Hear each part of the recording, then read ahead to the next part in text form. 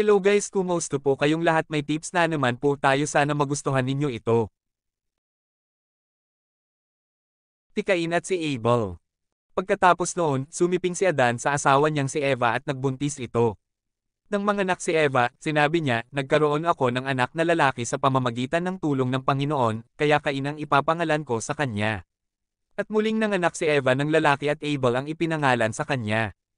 Nang lumaki na sila, si Abel ay naging pastol ng mga tupa at kambing, at si Cain naman ay naging magsasaka.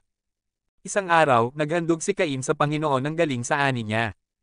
Si Abel naman ay kumuha ng isang panganay sa mga inaalagaan niyang hayop, tinatay ito at inihandog sa Diyos ang pinakamagandang bahagi. Natuwa ang Panginoon kay Abel at sa handog nito, pero hindi siya natuwa kay Cain at sa handog nito. At dahil dito, sumimangot si Cain at labis ang kanyang galit. Kaya tinanong siya ng Panginoon, ano ba ang ikinagagalit mo? Bakit ka nakasimangot? Kung mabuti lang ang ginawa mo, maligaya ka sana. Pero mag-ingat ka, dahil kung hindi mabuti ang ginagawa mo, ang kasalanan ay maghahari sa iyo.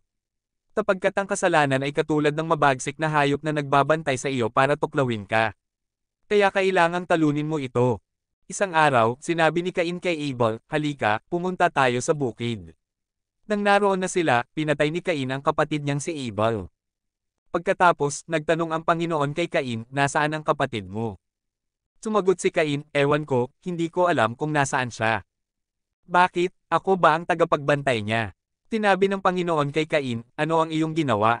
Ang dugo ng kapatid mo ay parang tinig na nagmamakaawa na parusahan ko ang taong pumatay sa kanya. Dahil sa ginawa mo, isusumpa ka.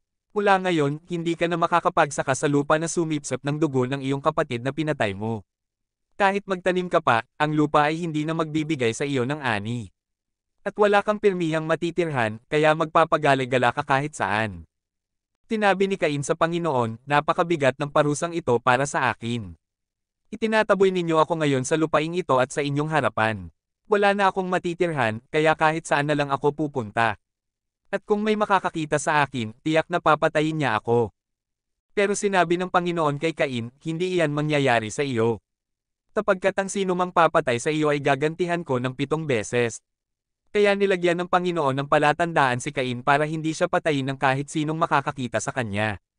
Pagkatapos, lumayo si Cain sa Panginoon at doon tumira sa lugar ng Nod, sa bandang silangan ng Eden. Genesis Kapitulo 4 versikulo 1 hanggang 16.